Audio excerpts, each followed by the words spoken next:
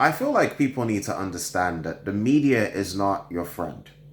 If you hear something on the news, it's not to give you the valuable information that you need to carry on with your day. In fact, it's used to scare you into thinking that the world's going to end, that nothing's right, that everything's going to, you know, everything's going to hell. And they're going to make you buy the newspapers, watch the TV, listen to the news, read the newspapers, read the online articles about all the horrible things that are happening. The fuel shortage is not as bad as people are making it out to be.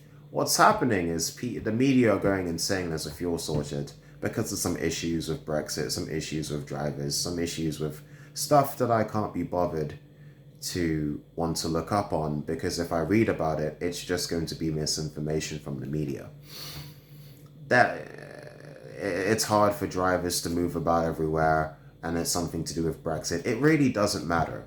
There's a small temporary fuel shortage, but because the media hyped it up to make it like it's some nationwide epidemic, everyone's going around and panic buying fuel like they're in Nigeria. My family's from Nigeria.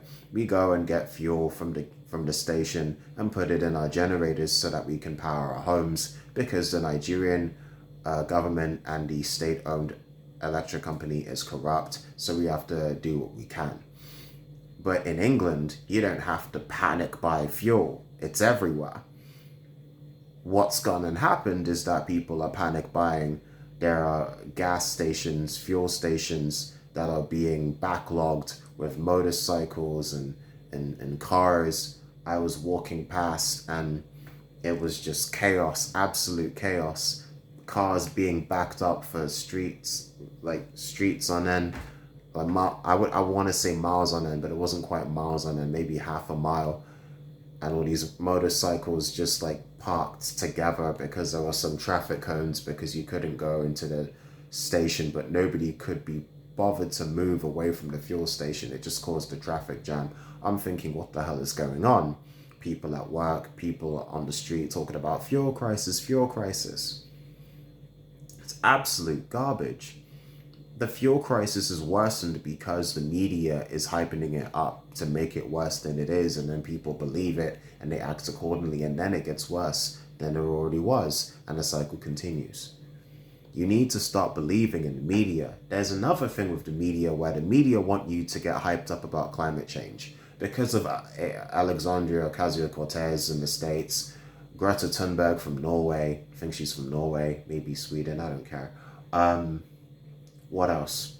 Because of all these reports about the UN talking about how, we've got less time to live than we thought, how it's irredeemable, irreversible what we've done to the climate. I personally feel like they've exaggerated that as well. I'm no climate expert, I'm no scientist, but now everyone's going around protesting, disturbing the M25, one of the busiest motorways in London, if not the biggest. And I'm thinking, hang on, you're disturbing one of the busiest motorways in the city with your protesting, which means more traffic jams, which means more disturbances, which means more halted traffic that can't go anywhere, which means more centralized pollution from the cars. So you out here protesting climate change. Obviously, you want people to stop using fuel guzzling cars, but those cars are stuck there, and you're just causing more centralized pollution where you are. It's stupid. You've heard of people having accidents on the road, people dying because they couldn't get to hospital in time. It's terrible.